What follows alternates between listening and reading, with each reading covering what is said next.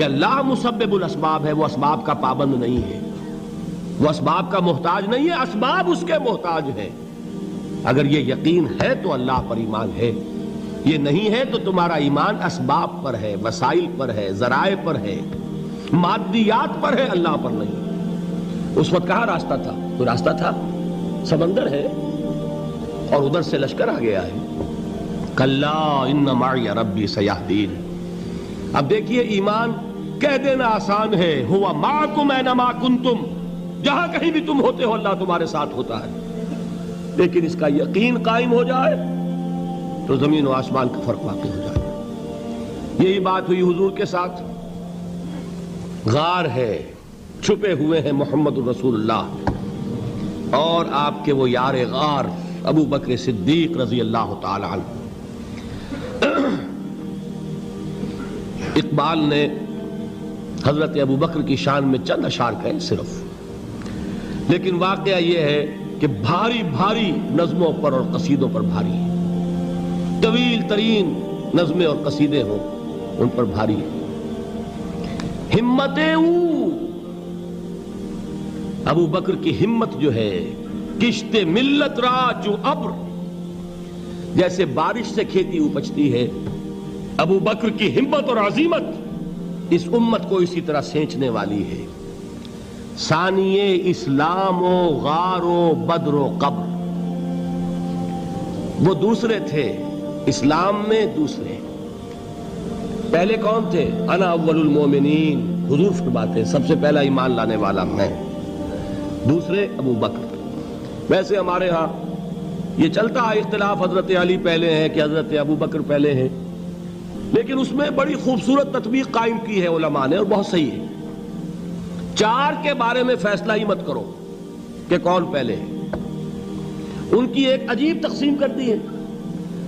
آزاد مردوں میں، بالغ مردوں میں سب سے پہلے ابو بکر، بچوں میں سب سے پہلے علی، خواتین میں سب سے پہلے خدیجہ، اور غلاموں میں سب سے پہلے زید ابن حارثہ۔ بڑی پیاری تقسیم ہے، یہ چاروں ہی پہلے ہیں، ہر ایک کے لیے اولیت ہے۔ اور واقعہ یہ ہے کہ اگر زمانی اعتبار سے تعین ہوگا تو پہلے خدیجۃ الکبریٰ آئیں گی رضی اللہ تعالی عنہ، کسی اور سے بات کرنے کی نوبت بعد میں آ سکتی ہے، پہلے تو اہلیہ محترمہ سے بات ہوئی، آتے ہی پہلی وحی ہوئی ہے، ابھی تبلیغ کا حکم نہیں تھا، کس کو بتایا واقعہ؟ ابھی اپنی نبوت کی تبلیغ کا تو حکم ہی نہیں آیا، واقعہ کس کا ہے؟ وہ خدیجہ کا ہے۔ جب کہا ہے کہ خشیت علی نفسی، مجھے اپنی جان کا اندیشہ ہے، تو کیا جواب دیا خدیجہ نے رضی اللہ تعالی عنہا؟ وہ صدیقۃ الکبریٰ ہے، صدیقات جو ہیں خواتین ان میں چوٹی پر خدیجۃ الکبریٰ ہے رضی اللہ تعالی عنہا، اور صدیق جو مرد ہیں ان میں صدیق اکبر ہے ابو بکر صدیق رضی اللہ تعالی عنہ، لیکن صدیقات میں چوٹی پر۔ جب حضور نے فرمایا خشیت علی نفسی، کیا فرمایا، کیا عرض کیا، کیسے تسلی دی؟ نہیں نہیں، اللہ آپ کو ضائع نہیں کرے گا، آپ غریبوں کے ہمدرد ہیں، آپ مساکین کے تکالیف رفع کرنے والے ہیں، آپ بیواؤں کی سرپرستی کرتے ہیں، آپ مسافروں کی خدمت کرتے ہیں، اللہ آپ کو ضائع نہیں کرے گا۔ یہ یقین ہے اس خاتون کے اندر۔ خیر وہ ایک علیحدہ بات ہو جائے گی۔ میرے دل پر حضرت خدیجہ رضی اللہ تعالیٰ عنہ کی شخصیت کا بڑا گہرا نقش ہے، جو وہ کوئی اور ہی وقت اور موقع ہوا تو بیان ہوگا۔ بہرحال اقبال نے ایک مصرے میں جو چار اولیتیں جمع کر دی ہیں، ہمتیں کشت امت را چو ابر، ثانی اسلام و غار و بدر و قبر۔ اسلام میں حضور کے بعد پہلے کون؟ ابو بکر۔ غار میں حضور کے ساتھ کون؟ ابو بکر۔ بدر کی رات اللہ کا رسول سربسجود وہ جھاڑ، وہ گھاس پھوس کی جو جھوپڑی بنائی گئی تھی، اور وہاں تلوار ننگی لے کر پہرا دینے والا کون؟ ابو بکر۔ اور اس حجرہ عائشہ میں محمد کے بعد سب سے پہلے دفن ہونے والا کون؟ ابو بکر رضی اللہ تعالی عنہ صلی اللہ علیہ وسلم۔ وہ جو معاملہ میں سنا رہا تھا غار ثور کا، حضرت ابو بکر بھی حضور کے خیال سے لرز گئے ہیں. آپ کو یاد ہوگا کہ جا کر پہلے تمام جتنے سوراخ تھے انہیں بند کیا ہے. ایک سوراخ رہ گیا تھا جس کو بند کرنے کے لیے کوئی کپڑا نہیں تھا. وہاں اپنی ایڑی رکھی ہے. تب کہا ہے حضور سے تشریف لائیے, اور اپنے زانو پر حضور کو لٹایا ہے. اور وہاں کسی موذی جانور نے کاٹا ہے. حضور کی آنکھ لگ گئی تھی. اس وقت اس بل کے اندر جو بھی بچھو ہے کیا ہے واللہ عالم, اس نے کاٹا ہے. اس کی تکلیف کی وجہ سے ابو بکر کی آنکھوں سے آنسو ٹپک گئے. حضور کے چہرے مبارک پر پڑے ہیں تو حضور جاگے ہیں معاملہ کیا ہے. ایڑی نہیں ہٹائی وہاں سے, مبادا وہ جانور وہاں سے نکل کر محمد الرسول اللہ کو کوئی گزن پہنچا دے. ابو بکر کی ایڑی ہے, جس طرح چاہے کھا لے, ختم کر دے, جان نکل جائے تب کوئی آنچ آئے محمد پر تو آئے, لیکن جیتے جی نہیں. وہ ہے ابو بکر. حضور کے خیال سے اس وقت حضور نے پھر اپنا لعاب دہن لگایا ہے, اور اس سے پھر آپ کی تکلیف ختم ہوئی. جیسے خیبر میں حضرت علی کی آنکھ دکھ رہی تھی, اس کو جو شفا حاصل ہوئی ہے وہ بھی حضور کے لعاب دہن سے ہوئی. تو بہرحال اس وقت انہوں نے کہا ہے کہ اے نبی یا رسول اللہ, اگر اس وقت ان میں سے کسی نے غیر ارادی طور پر بھی اپنے قدموں کی طرف جھانک لیا تو پکڑے جائیں گے.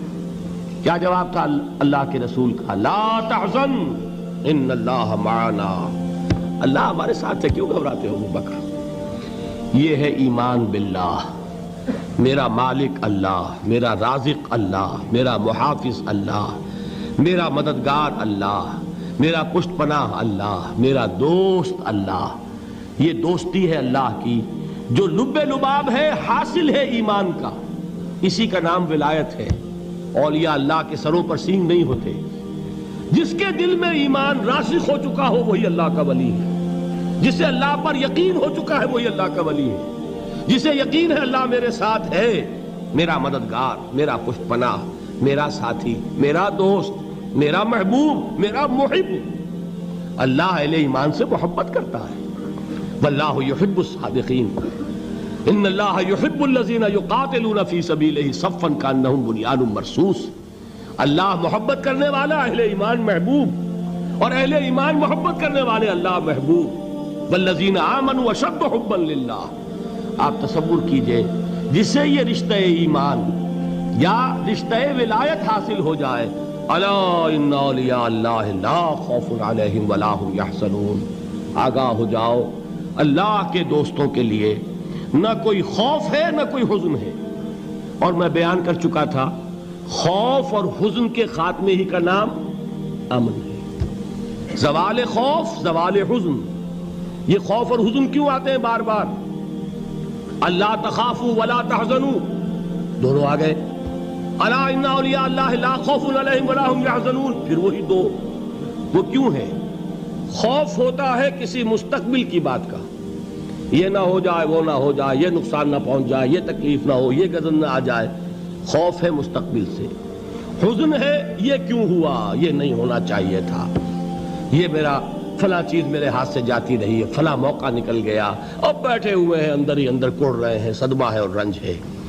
اور جو اللہ پر ایمان رکھتا ہے وہ جانتا ہے ما اصاب من مصیبت فی الارض ولا فی انفسکم الا فی کتاب من قبل ان نبرأها ان ذلک علی اللہ یسیر لکی لا تعصوا علی ما فاتکم ولا تفرحوا بما آتاکم واللہ لا يحب كل مختال فخور. اس زمین میں یا تمہاری جانوں میں کوئی تکلیف, کوئی مصیبت نہیں آ سکتی سوائے اس کے کہ جو اللہ نے لکھ دی ہو, اس سے پہلے کہ وہ ظاہر ہو. جس کو یہ حقیقت معلوم ہو گئی اس کو یہ طرز عمل اختیار کرنا چاہیے. جو چیز چھن جائے, جاتی رہے, چھوٹ جائے, اس پر افسوس نہ کرو. کس نے چھینی؟ دوست نے. دوست کے فیصلے پر شکایت. دوستی کو بٹا لگا رہے ہو, سرے تسلیم خم ہے جو مزاج یار میں آئے. اگر دوستی ہے تو پھر تو تمہیں گردن جھکانی چاہیے کہ ہر چہ ساقی ماریخت عین الطافست, جو بھی میرا ساقی میرے پیالے میں ڈال دے اس کا کرم ہے. جو اس کی طرف سے آئے اس پر کوئی رنج نہیں, کوئی صدمہ نہیں, کوئی غم نہیں, کوئی شکایت نہیں, کوئی شکوہ نہیں. اور جو ہوگا وہ اس کے اذن کے بغیر نہیں ہوگا, اور اس کا اذن ہوگا تو یقیناً میرے لیے خیر ہی خیر ہے, چاہے وہ ناگوار شے ہو. بظاہر مجھے اچھی نہ لگ رہی ہو، میری شارٹ سائٹڈنس میں مجھے وہ نظر آ رہی ہے کہ میرے لیے بری ہے، لیکن قرآن نے کہا ہے عسیٰ ان تکرہوا شیئا وہو خیر لکم وعسیٰ ان تحبوا شیئا وہو شر لکم واللہ یعلم وانتم لا تعلمون۔ ہو سکتا ہے تم کسی چیز کو ناپسند کرو درحال ہے کہ اسی میں تمہارا خیر ہو، اور ہو سکتا ہے تم کسی چیز کو پسند کرو درحال ہے کہ اس میں تمہارا شر ہو۔ اللہ جانتا ہے، تم نہیں جانتے۔ جب مجھے یہ بات معلوم ہو گئی، میں نے اپنا معاملہ اللہ کے حوالے کیا۔ سپردم بے تو مایا خیش را تو دانی حساب کم و بیش را، اے رب جو تو چاہتا ہے وہ ہو، تیرے علم میں جو شے میرے لیے خیر ہے وہ ہو جائے، میری کوئی پسند نہیں، میری کوئی چاہت نہیں، یہ ہے راضی برضائے رب۔ اکبر الہٰبادی نے اسے کہا ہے رضائے حق پہ راضی رہ، یہ حرف آرزو کیسا، خدا خالق، خدا مالک، خدا کا حکم تو کیسا۔ جب میں آ گیا بیچ میں، میری پسند، میری مرضی، میری خواہش، میری چاہت، یہی تو شرک ہے۔ ما شاء اللہ کان وما لم یشاء لم یکن، جو اللہ نے چاہا وہ ہوا، جو اس نے نہیں چاہا نہیں ہوا، اختیار اس کا ہے، میرا تو نہیں۔ رضائے حق پہ راضی رہ، یہ حرف آرزو کیسا، خدا خالق، خدا مالک، خدا کا حکم تو کیسا۔ اقبال نے اسے کہا ہے فارسی میں، اب آپ کہیں اس کا ترجمہ بھی کرو تو وہ مجھے ذرا اس وقت کچھ بہت ہی بدذوقی کسی بات نظر آئے گی۔ جائیے پوچھئے کسی سے جسے فارسی آتی ہو۔ برو کشید ز پیچا کے ہست و بود مرا، چے اقدہا کے مقام رضا کشود مرا۔ مجھے تو تمام پیچ و خم سے نکال دیا اس مقام رضا نے، میں راضی برضائے رب ہوں، جو فیصلہ اس کا میں اس پر راضی۔ تو کہاں کا حزن اور کس کا خوف، یہی زوال حزن اور زوال خوف، یہی ہے امن، یہ نتیجہ ہے ایمان کا۔ تو جان لیجئے یہ ہے لب لباب، یہ ہے حاصل ایمان کا، یہ ہے تو ایمان ہے، یہ نہیں ہے تو ایمان نہیں ہے۔